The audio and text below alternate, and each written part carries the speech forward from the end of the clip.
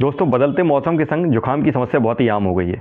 इस समय जैसे जैसे मौसम ठंडा होता जा रहा है, लोगों में जुकाम हो रहा है, छींकें आ रही हैं, सर में दर्द बना रहता है और नाक में इन्फेक्शन हो रहा है, जिसकी वजह से नाक से म्यूकस भी आ जाता है। अगर इस तरह की प्रॉब्लम आपको हो रही है या आपके घर में बच्चे हैं छोटे, उनको हो रही है, तो SBL ने एक बायो कॉम्बिनेशन निकाला है, SBL 5 नंबर। मैं आपको दिखा देता हूँ। बायो कॉम्बिनेशन नंबर 5 ये कोराइज़ा के लिए है। इस पर लिखा हुआ है कोराइज़ा यानी कि जुकाम, जिसमें कि छींकें आती हैं और नाक से म्यूकस आ जाता है, ऐसा जुकाम।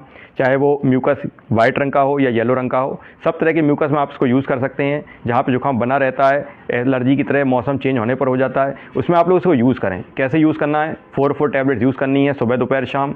छोटे बच्चे हैं, अगर 1 साल से नीचे के हैं, तो आप 2 टैबलेट यूज़ कर सकते हैं और इसको हल्के से गुनगुने पानी के संग लें।